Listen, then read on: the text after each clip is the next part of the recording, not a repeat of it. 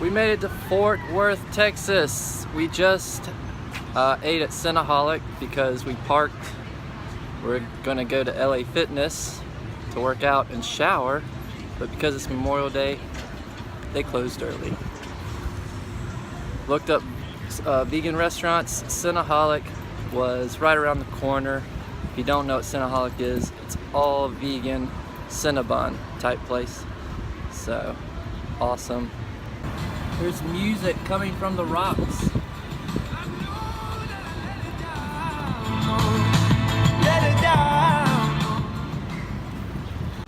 One good thing we just discovered is that the street parking here on Memorial Day is free.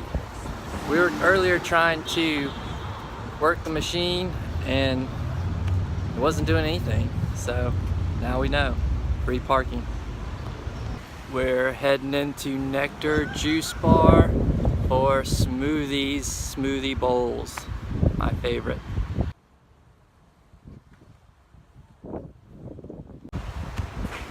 They're closed, so we are still on the journey to find vegan food. Everything seems to be closing early because it's Memorial Day. Smoothie King is open. Looks like that's our destination. 32-ounce vegan mango kale smoothie and 40-ounce vegan pineapple spinach smoothie. We haven't eaten too much today, which sucks, so we're trying to get in our nutrition. And what we ate at Cinnaholic, basically we got the cinnamon roll with, I had raspberry frosting, Kim had a banana cream frosting with strawberries on top. I got bananas, raspberries, and blueberries. So basically we got in some fruit, some carbs, and some sugar. So not too bad.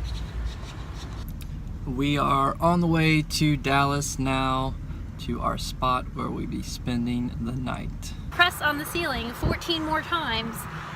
Stop. All right, so I got bit by a mosquito and it is huge. Yeah, so we're here in Dallas at our spot where we're gonna be spending the night. It's at Cracker Barrel. Supposedly Cracker Barrel is really friendly to van lifers and RV campers and just travelers. So we're here and we got a nice cool spot.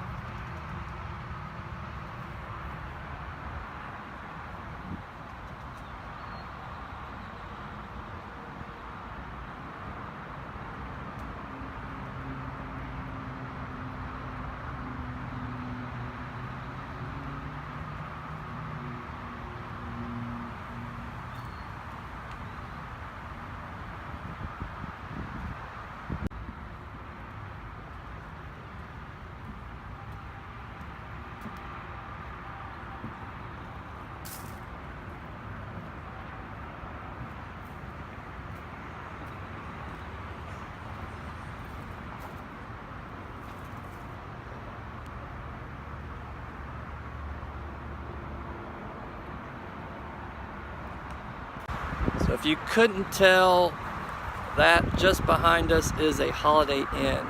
So we might go over there just to use the restroom tonight. Yesterday we had some van issues. I was worried the van wasn't going to make it. And so with the rough roads in Arizona, with the hills and everything, really pushed the van hard.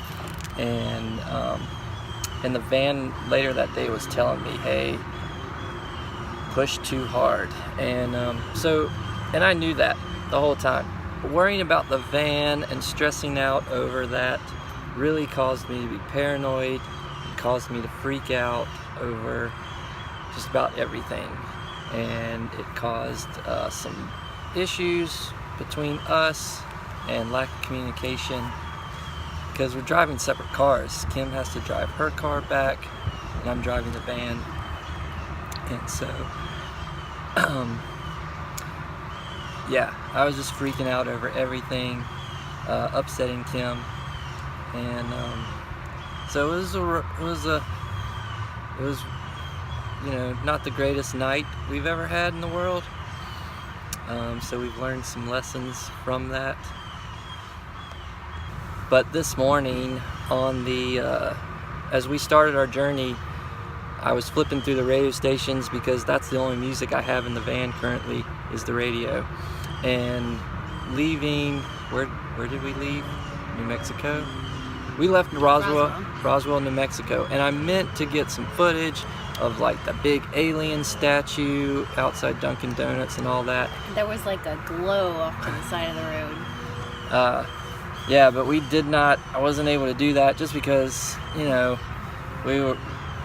we had tension with us, and by the end of the night we were just drained and tired and just needed sleep.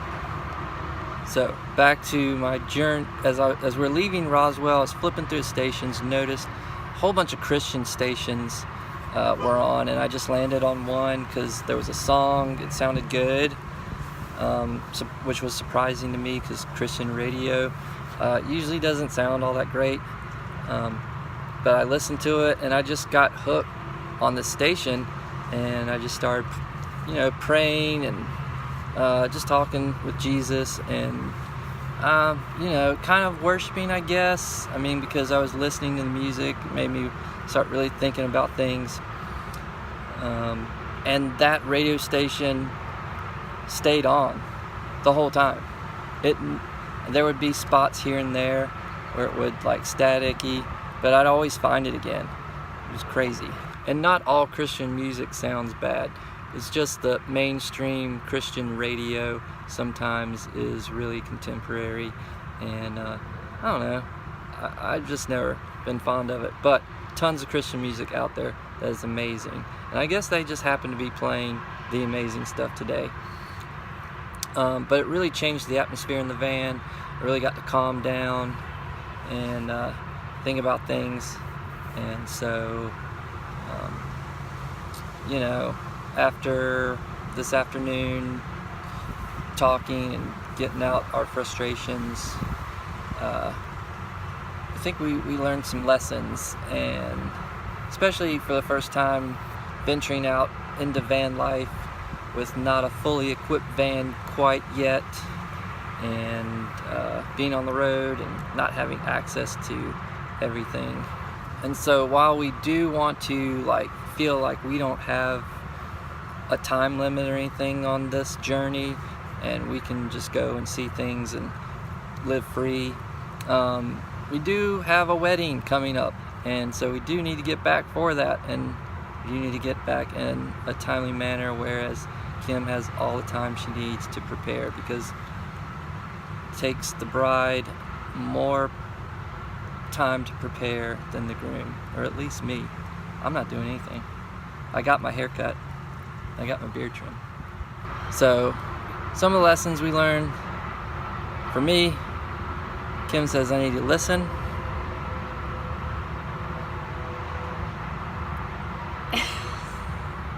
What was the other one? Don't assume. Don't assume things. Those are the two big ones.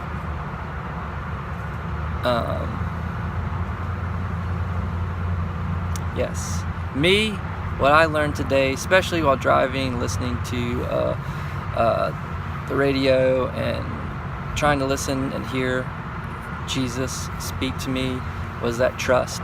I had to learn to, well, not learn, but I had to be reminded to trust the Lord, that He's prepared this whole thing already. So I've got to trust Him. Then all the people who have checked out this van ahead of time, every single one has said, it's good, you have a great van. And then I had to trust the van that it's doing its job right. Vandy Rhodes will tell us what's going on if something's wrong. So it's getting dark really fast. We are losing the light. And lastly, I have to trust Kim, which I do greatly, but I think sometimes she doesn't get that picture from me in the way that she needs it.